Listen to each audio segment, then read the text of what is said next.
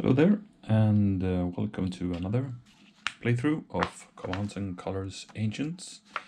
Today we are playing Thapsus 46 BC, which is the climax of the African campaign of Julius Caesar, you could say, because this was a really decisive battle and a really huge battle, huge in both in the impact of the war and also huge in just as a battle, because there was many tens of thousands of troops fighting here.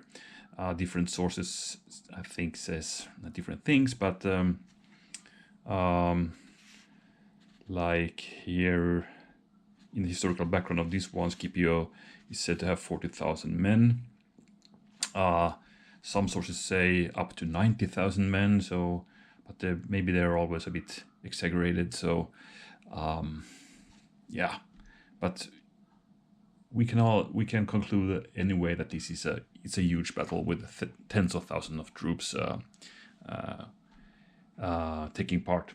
So yes, as I said, we are in the year of 46 BC, which was also the case in the last battle we played, if you remember, Ruspina, where Caesar had some problems foraging. He sent out parties of foragers, but they got harassed by Labienus all the time. Labienus was, he got kind of the command of the Numidian cavalry over here, and he was a really good commander. I've seen some debate about this, that he probably would have been a better overall leader than Scipio, who's leading the Pompeian or the Optimates army here. But Scipio pretty much, got the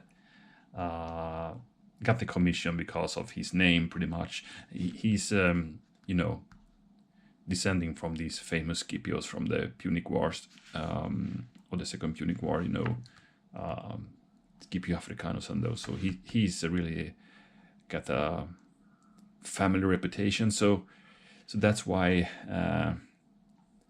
he got this commission, I'm sure. Otherwise, Labienus, who's actually not featured in this battle, but we have him as a leader in the last battle. He was a really good commander.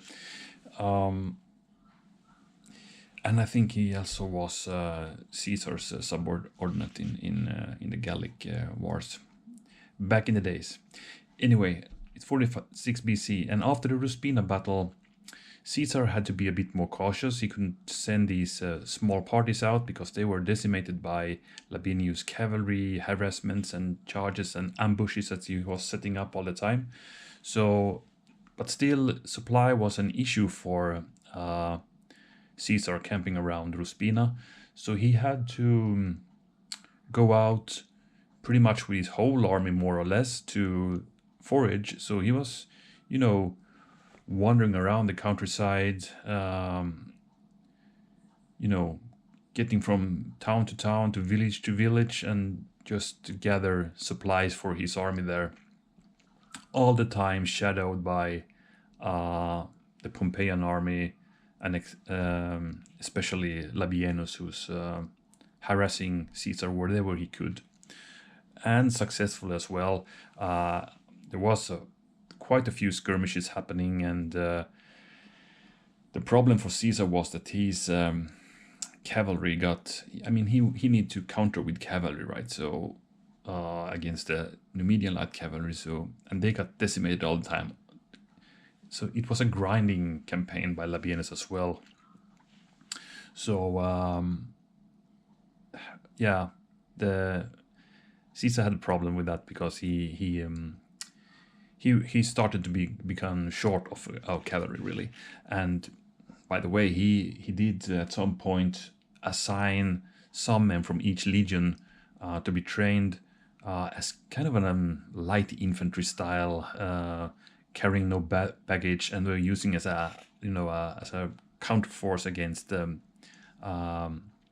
Numidian attacks on the foraging parties and whatnot. So Yeah, okay, that's a bit a parenthesis about this story, but anyway, Caesar was campaigning around the countryside, gaining supplies pretty much, and but Caesar wanted to, uh, you know, he pretty much wanted to have a battle, especially as longer as the time went, because he got a few additional legions coming in into Ruspina, like not all at the same point of time, but I mean there was, I think at least in two different occasions, there were two legions coming in at the time.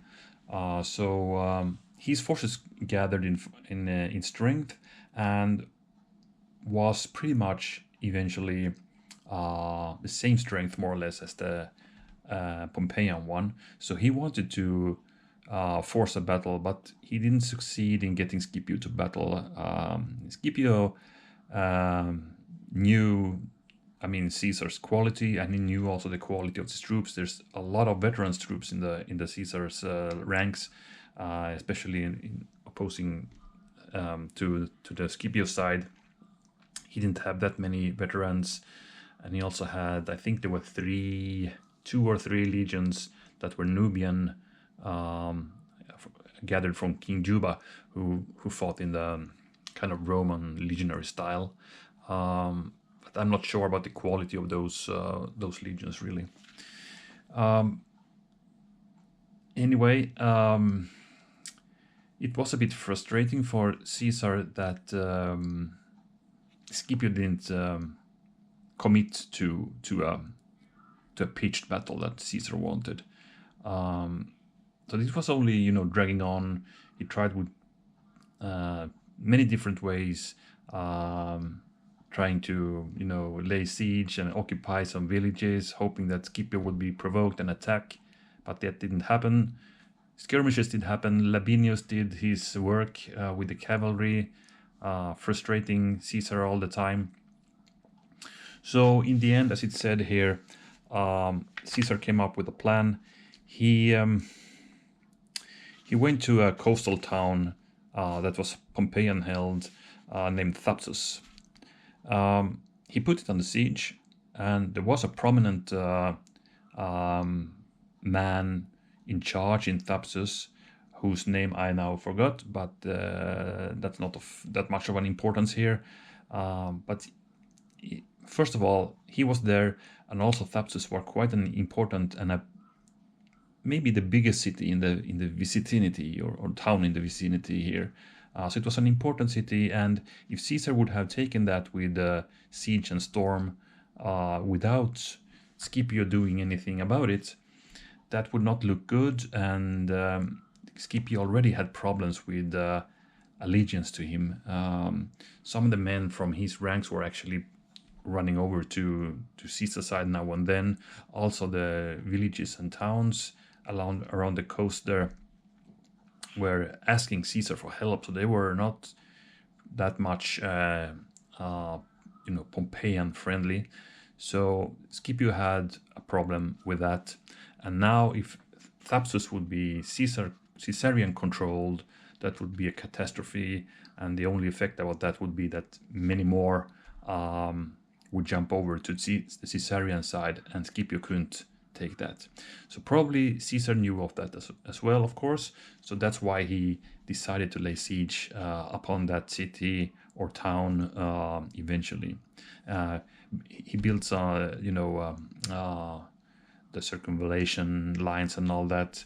So it was a real siege happening. Of course, Scipio, as always, were shadowing Caesar, and had to approach him and had to do something about it before it was too late. So so pretty much here, if you look at the battle map here, we're seeing this big marsh here. The city of Thapsus would be, this would be the eastern side where Pompeian army is coming from. So I think just behind Caesar's army, we would have the Caesarian siege lines, and then the town of Thapsus a bit further east, you could say. But here we had this big marsh. It's called the Marsh of Moknine.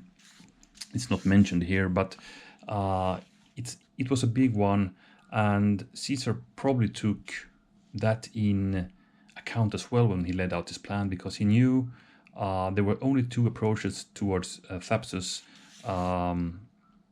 around this swamp or marsh. So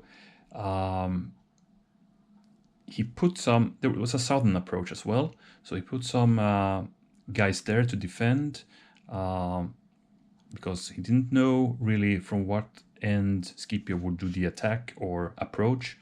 But Scipio left a few troops there in the southern approach. He led by Afranius, I think, and then he also commanded King Juba the First to have his camp there as well, while he took his main army and marched around the swamp and then approach here, close to Caesar's camp. So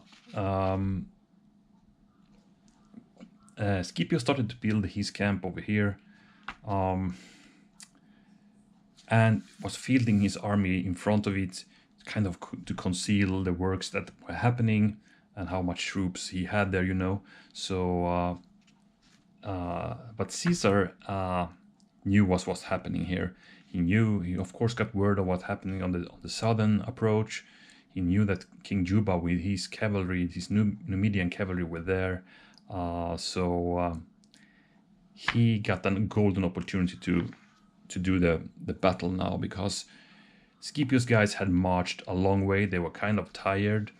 They had put some, you know, he had arrayed for battle, but it was just for show, I believe, because he needed to have the camp ready, of course. And you could imagine that there were quite a few men building that huge camp. If you think about how many men there are involved in this, that would be a huge camp that need to be built. So Caesar arrayed his troops as well, and it's said here in the historical background that they just glanced at each other for a long time. But Caesar and the Caesarians, you could say, they noticed another thing. There was a kind of an unease over at the Pompeian lines. There were troops shifting positions. There were troops heading back to the camp, some troops coming from the camp. So it was not like a, you know, a ready array here. So Caesar, he thought, well, maybe this could be an opportunity. His troops, more especially the veteran ones and the veteran commanders, urged Caesar to attack, because they saw the same thing, that not everything was okay over in Scipio's lines. So they wanted to do attack. Caesar hesitated, and it's also said that Caesar, he had a seizure, it said here, an epileptic seizure just before he wanted to command the advance. So he was out of action for quite a long time before he arrived back, and that started to create some unease over on the Caesarian lines. And well, it's said that especially here on the right-hand flank, some veterans wanted to attack, and basically for 2 main reasons. First of all, as said, that unease and they see here, they wanted to take opportunity of that moment, and they hadn't battled for a long time. They were eager to do battle, so they wanted to march forward. Also, the veterans had been promised by Caesar, if you remember. I think I talked about that in the intro of the Ruspina video, that they wanted to stop campaigning pretty much, and Caesar convinced them to do one more campaign over in Africa, and then they would be freed. So they wanted to have this decisive battle done so they could return home eventually. So I think that also probably why they wanted to do the battle hastily, because they have been campaigning a long time in Africa now and just marching back and forth without any real battle happening, just grinding down from Pompeian harassments of Labienus. So it's said that over here on the right-hand side, a trumpet was sounded. I read some source that said that it was the eighth from the eighth legion, and suddenly Roman infantry started to march towards the Pompeian line. Caesar had not given that order. That was the big thing here. And if Caesar had the seizure, it's not mentioned in every source, I believe. But Caesar returned and took command of the right-hand side. He knew he couldn't hold back his troops anymore, so they were approaching here. Scipio had put kind of a traditional line: infantry in the center, cavalry on the flanks. He also put his elephants on the flanks, but in the front of his lines. Caesar had countered that with having, well, here's a controversy in what we see here and what I have read in a few different sources. They said that the 5th Legion, which is put here in the center with the Rebellus, that legion was split into the flanks and was kind of a third line in both flanks here, and they were specially assigned to and trained to fight with the elephants. So if the elephants would charge, the troops in front of the 5th legions or the legionaries would just make these alleys to where the elephants could pour through, and the 5th would take care of them. That's true for both flanks. But in this setup, we have the 5th Legion in the center, and I read here somewhere that it said that the elephants stampeded into the center of Caesar's line, where the 5th Legion, Alaudae, the Larks, also known as the Gallica Legion, I believe, because they were recruited there in Transalpine Gaul, as it said here. So I don't know which is true. Maybe the elephants went to the center and the 5th did take care of them here, or we had this, what I also read, that the elephant battles took actually place in the flanks. But on this flank, the right-hand flank, pretty early in the battle, the lighter troops of Caesarians managed to panic the elephants, who pretty much started to rampage and went through the lines and back. Here, though, they were held back a bit, but eventually the whole Caesarian line, of course, marched towards it. I mean, they had to. They couldn't just commit one wing. They had to commit the army now for the battle, and quite successfully so. So the battle started. The elephants charged from here as well. The lighter troops and the legionaries in front of the 5th, they spread out, and the elephants got taken care of by the 5th. They said they were attacked by pila and spears, and hitting the elephants' soft parts, and eventually managed to panic them as well. And they were rampaging also through their own lines, hitting their own legionaries pretty hard, I believe, here. Otherwise, the battle raged on here, and on the Caesarian right, they got the upper hand. We had, by the way, the veterans over on the left and the right-hand side. In the center, it's more mixed veteran and newly recruited legionaries here, pretty much in a typical Caesarian or Caesar style. So on the right-hand side, they managed to break through eventually, starting to panic the the troops of Scipio, who started to run towards their camp that was built just behind them, and eventually that of course spread to general panic, and all the troops fled the battlefield with the Caesarians in hot pursuit, killing a lot of them. They continued to run. They didn't stop at their camp. I mean, the Pompeians. They run around this big swamp area to join with the other camp on the southern side of this area around Thapsus, to join the comrades there. Caesarians were following them around and stormed their camp there, killing a lot of people, and many were dead. I think it's the losses are also, I think, a bit differing in the accounts, but we could say that tens of thousands died here or captured and were slaughtered, because the Caesarian troops were in a kind of a battle rage at this point, so they killed pretty much everybody that they did approach. Most of the leaders on the Pompeian side got away though, but the aftermath of this battle was really okay. The Pompeian army over here was disintegrated. The leaders more or less took different decisions. A few, I think, for instance, Labienus, who we saw in the last battle, he went back to Hispania. Scipio wanted also go back to Hispania, but I think he was his ships were caught in a storm, so he had to row into port in Hippo, where he was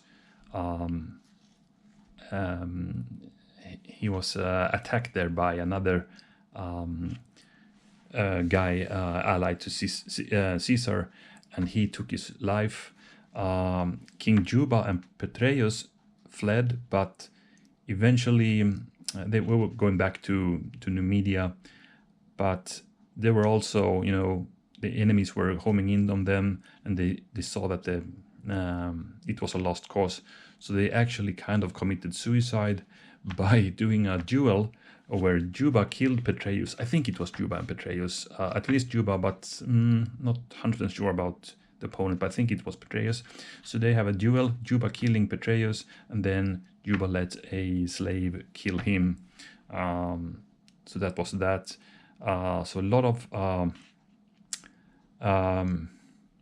prominent Pompeians dead. Also over in Utica, where we have Cato, the younger, that is, who's really the big boss of the Pompeians over here in Africa. When he learned about these defeats and he learned that Caesar was approaching Utica to lay siege on that, he also took his life. So a lot of suicides happening as the aftermath of this battle, apart from a few that managed to go to Hispania. I think it was also Pompeius' son, Gnaeus Pompeius, I think. He also went there. So there is another last chapter still in the civil war that we'll examine next time with those guys. But yeah, so all in all, a big victory for Caesar here. So these pretty much ended more or less the Africa campaign. So Caesar could return and start planning for the last campaign over in Hispania. Okay, that was a long intro. Sorry a lot about that, but this is one of the more fascinating battles and campaigns, in my point of view, of Caesar. So I'm really interested in the events. So that's how I wanted to tell a few words about it. So let's look at the War Council so we can start the game, because that's what you are waiting for, I guess, and why you are here. So the War Council for the Pompeian army is the leader is Scipio. They have 5 command cards, and they will move first, which is a bit surprising to me. I was thinking that the Caesarians would do the first approach, as in history, where troops from the right started to attack. But maybe this could mean that they would give the Pompeian army a chance to do a elephant charge right from the beginning. Maybe that's the thought here. The Caesarian army is led by Caesar, of course. They have 6 command cards, meaning we will give them 1 more in slot A in our solo system. And the battle will rage on until one side gets 7 banners. And then we have the typical special rules from these period scenarios. We have the Julian Legion rules for both armies, meaning heavy and medium heavies can throw their pila, and they can also march 2 hexes. We had Julius Caesar's rule in effect. So when Julius Caesar is attached to a unit here, he gives them 1 extra die in battle, and these guys could march 2 hexes and still battle. So that's what he gives them. Yes, that's pretty much it. So let's take a look at the troops next, and then we start playing. Okay, so let's take a look at the battlefield and armies set up before we start the game. Let's start with let's start checking out the Pompeian army first. So if you compare the armies, we have a big numerical superiority over there in units, but quality-wise, the Caesarians are much better, as we will see soon. But well, as I said, a pretty traditional setup here. We have the infantry in center, cavalry on the flanks, and we have some elephant units, 1 over here and 1 over here, a bit drawn back.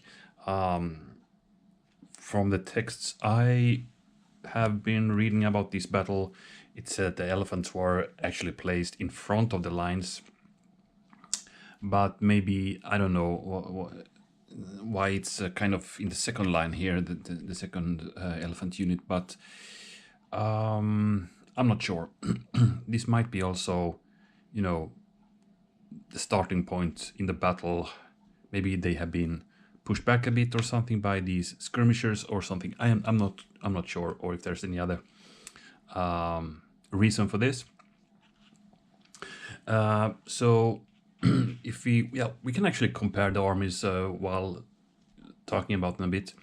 So infantry wise, we have the main line over there, right? So we have 1, 2, 3, 4 legionary units on the Pompeian side, and then we also have 3 auxiliary units. So solid line with 7 units of infantry proper there. But if we compare with Caesar's line, we have 1, 2, 3, 4, 5, 6, 7, 8, 9 infantry units, which are all mediums or heavies. We have 2 heavies also.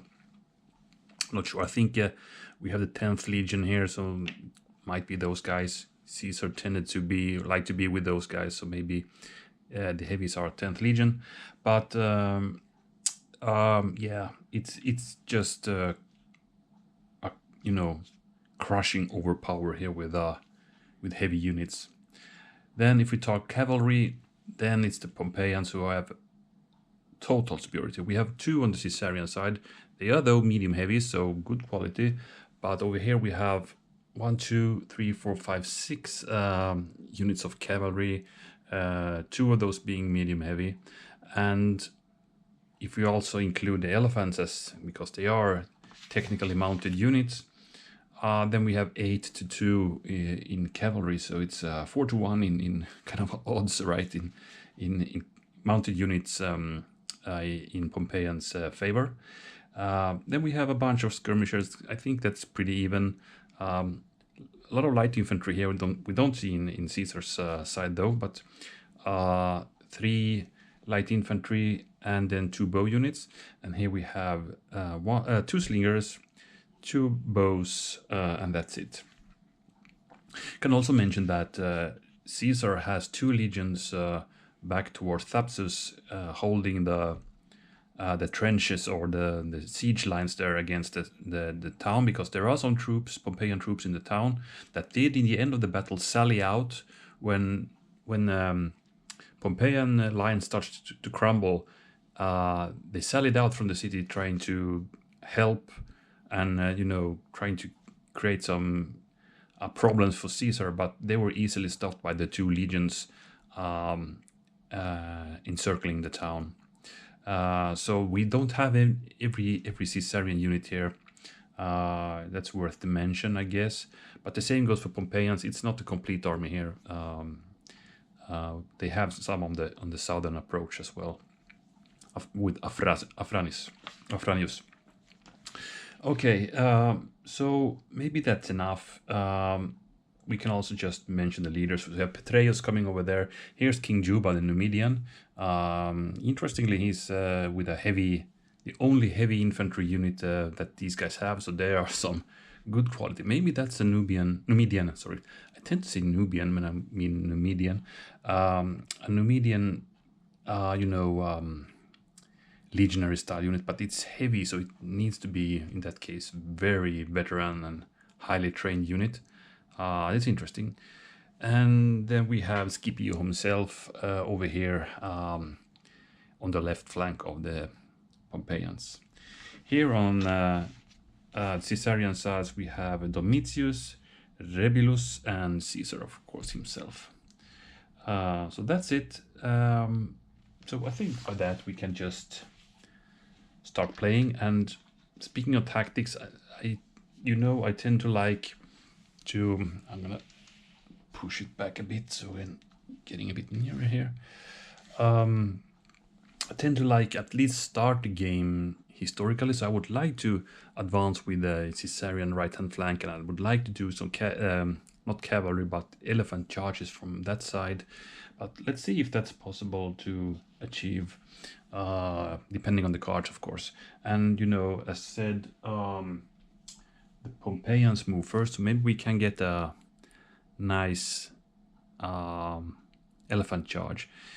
These guys are though out of range in movement for many enemies, but if we could get a mounted charge card, I think these guys can move 3, heavies can move 3, so they could reach. But these are only lights, so they are not that effective against light units. So let's see what happens.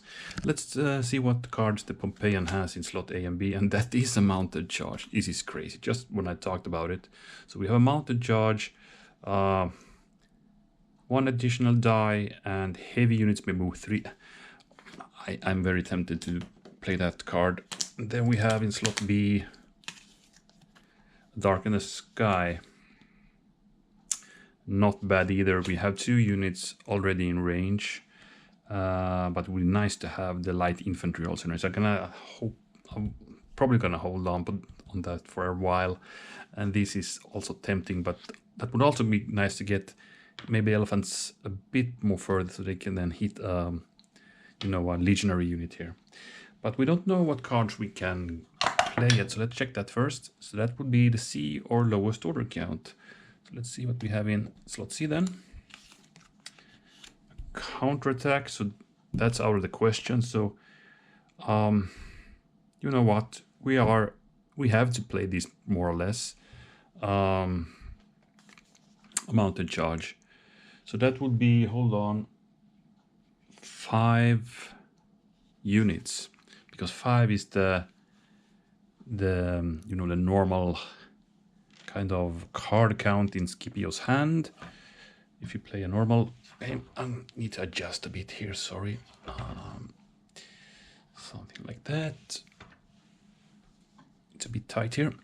Then there we go. So a mounted charge it is. So I need to charge with the elephants, and then I can take 3 more units. It's too bad I can't reach any guys here, but at least I can start moving the Petreius with the cavalry here. So we have 1, 2, 3, 4, and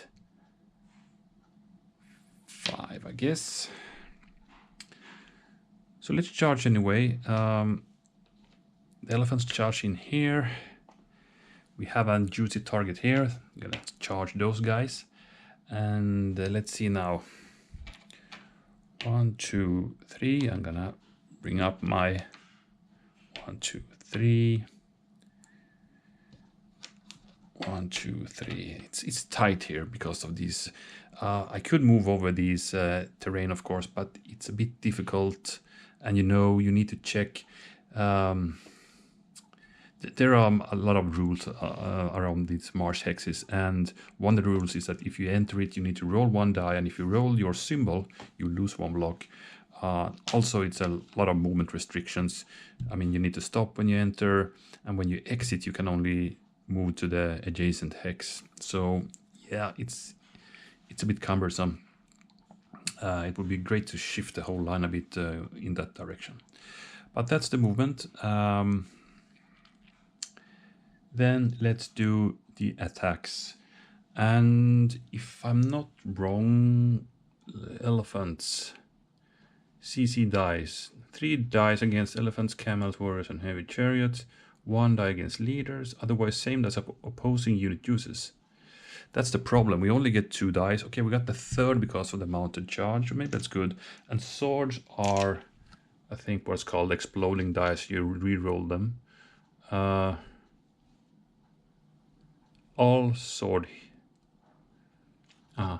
They can ignore all sword hits. Sword hits are rolled again, yeah. So let's start here then, but who should we pick? Let's take the bow unit in the center there. So I'm gonna roll 3 dice. And we got 1 hit. This is not an effective elephant usage, I know, but I'm just gonna, this is fun. So these guys will now roll 2 dice in a battle back. And you know what? They hit an elephant block there, so that's not bad. The other one was a blue, so nothing there, and no flags, so these guys stay there. Here's a more interesting one. So we got 4 dice plus 1 for the charge, so it's 5 dice against the medium heavy, and any swords are re-rolled, but they're still counted as a hit. But that was a bad roll by the elephant. Really, really, really bad. Only 1 hit. That sucked. So the infantry will now battle back with 4 dice. And they kill the elephant. Maybe a bit like in history in that sense, the elephants on this flank got destroyed or routed pretty early in the battle. So the Caesarians get their first banner.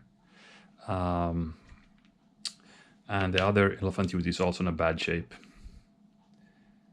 That's it. Well, at least we got some of the reinforcement cavalry moved forward so they can act pretty soon. But it was weird we got that card when I talked about it. I wanted to do this kind of, but I was never expecting to get it. Okay, let's check Caesarian cards. So 3 left. Medium troops, which we have a load of, and then we have 2 in the center. Okay, let's see what we can play. So that's a CDG, so it's none of these. The C is a double time. Very handy later on. 3 in the center, good card. A move, fire, move. The question is if we should do the move, fire, move just to get this elephant done. I don't dare to be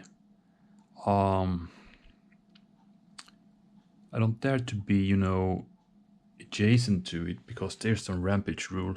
Before an elephant retreats, all adjacent units, friend and enemy, will roll 2 dice for hits. So if we get a flag on these guys, we don't want to be adjacent to it, so I need to move away. But I think I might be interested in the move, fire, move. So let's do that for now. So I'm gonna order up to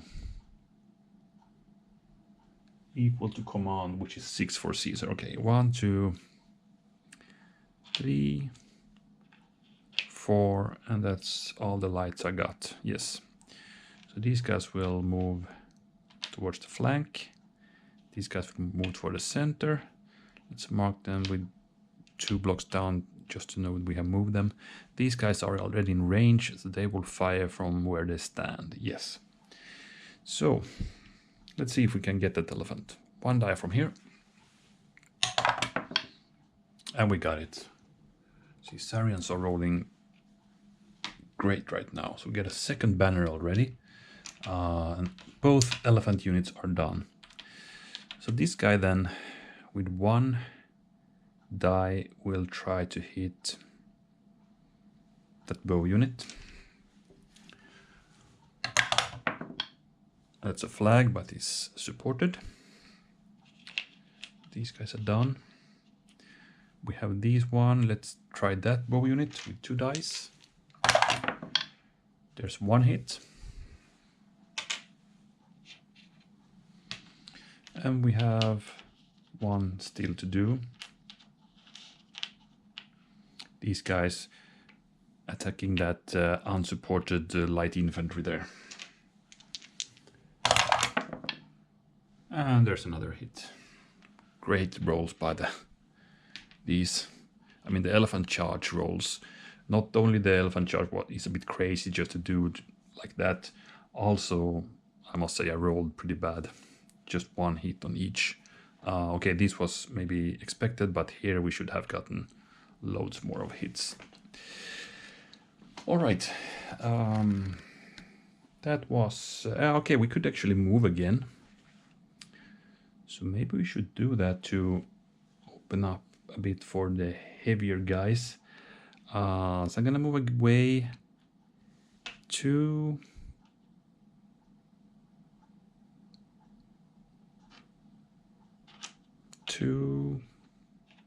These can stay and these may stay, yeah. I'm not sure about this guy. Let's leave him there. And then we replace that card and... Okay, let's go back to Pompeii and see what they can now do. The elephants are done. So A, B, C. Center leadership. We have 2 leaders there. We have Dark in the Sky and we have counterattack, which would be a move, fire, move.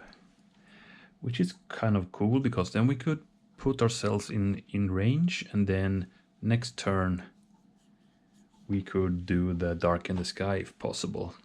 Too bad we can't get that Numidian cavalry forward because they are blocked here. But let's do the move, fire, move. So that's 5 units. 1, 2, 3, 4, and... Hold on.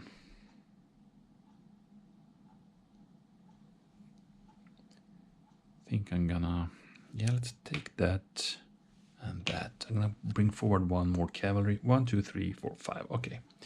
So these guys will rush into range here. These guys will stay.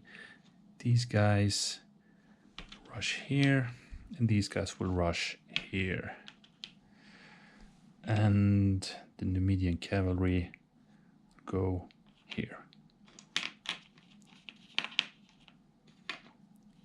Something like that. So now let's fire. So we have these guys, 1 die. Nothing. 2 dice from the bow against the Caesarian bow. There's 2 flags. That's good, because 1 flag we can, as a Caesarian player, ignore because we are supported, but the second one we need to take, and these guys need to retreat 2 hexes, so they lose 2 blocks because they cannot retreat. So they are panicking here and cannot go through these dense lines behind them. That was a great shot by these guys. I'm gonna leave these as active. So here were the 1 die attack to do against the legionaries. And that's a hit. Good skirmishing in this game. Same here, 1 die. That's a red. And then the Numidians will attack that slinger unit there. Nothing. Okay, so now these guys could move again. And I think I want to do that just to bring me a bit in support and so forth. And also keeping good range towards the enemy. Let's move like... These are velites, or light infantry at least. I'm not sure if they were called velites at this time anymore. We don't want to block that path, you know. So I'm gonna stay here, and these guys will move one here. I could have moved there directly, of course, but just let's do like this. These guys stays, and these guys will also stay. A nice skirmish line up front. All right. Oh, by the way, that was the counterattack. Back to the Caesarians. We have a CDRE, double time, 3 in the center, or an outflanked.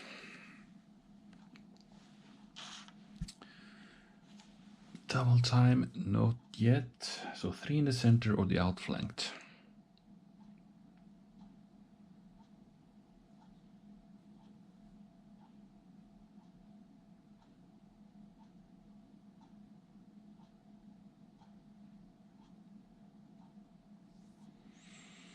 Yeah.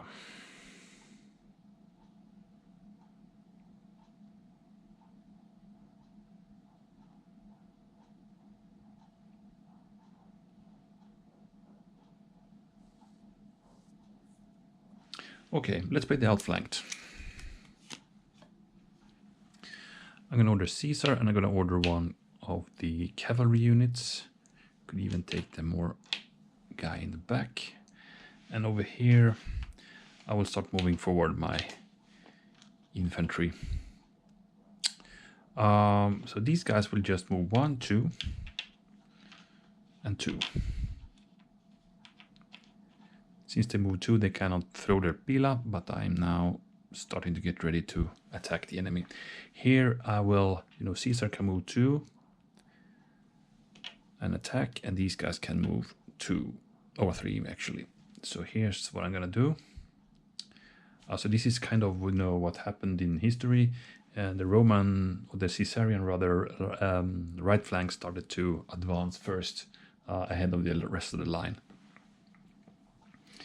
We have some combat to do, so the cavalry will attack the light cavalry, and they will get 3 dice, and those will evade or try to. Oh, what a good roll by the Romans there. 2 hits, even though they evaded. So 2. Then Caesar, we cannot gain ground, by the way, and the Caesar will attack here. These guys will of course try to evade, but now we get let's see, it's 5 plus 1 dice, so it's 6 dice, and we're looking for greens. And there's 1 green in the lot, so 1 hit on the lights, and then they evade back towards the line. And again, we cannot advance since the enemy evaded. Some Commands and Colors games you can, but not in Ancients. All right, replace the card, and let's do 1 more. Caesar's really, he's just so effective with his, 2 hex attacks, and then that great load of dice he brings to an attack, especially when he's with a heavy, right? Okay, Pompeians, what you gonna do? DRE, 2 cards we don't know of. We have a heavy, which we have only 1 left because the elephants are gone. Then we have 2 on the left, which would be over here, and that could be a good response to what's happening here. We cannot do the dark in the sky. I was hoping to do that now, but we cannot. but we're gonna do 2 left. I'm not gonna do the heavy troops. So I need to try to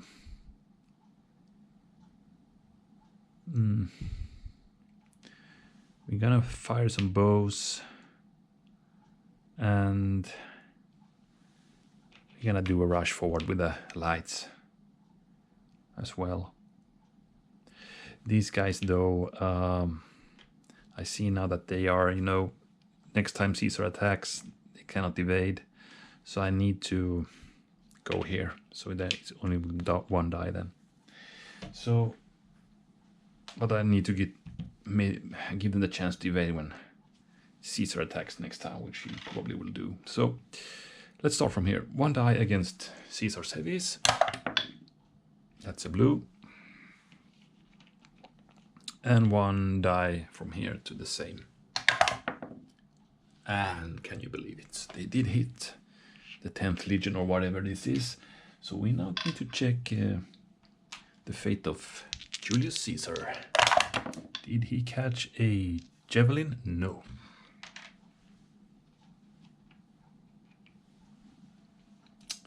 That's it.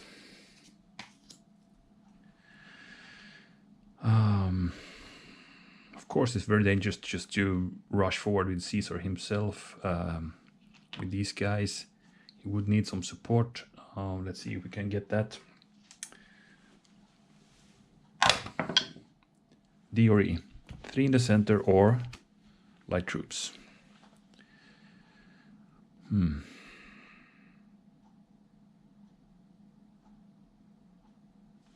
Let's play 3 in the center.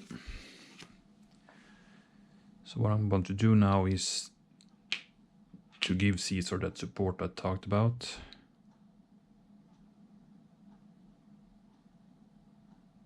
And we're also gonna fire some bows against the light infantry there. So these guys,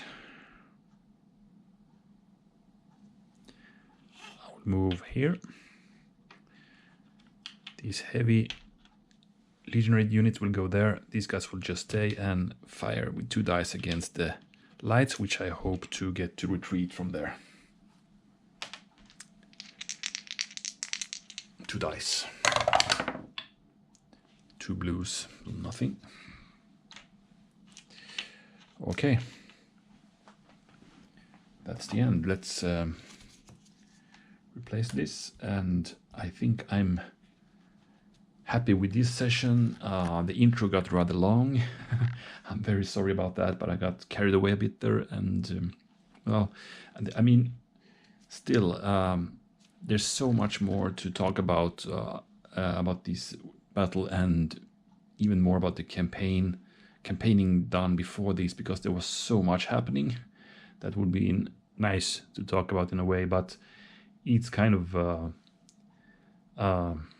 yeah, I mean, it's a huge topic. With you know, there was also another siege around the city called, I think it was called Utisa, which is very close to Thapsus, really, and or especially Ruspina, and it was very close to being a real battle already happening there.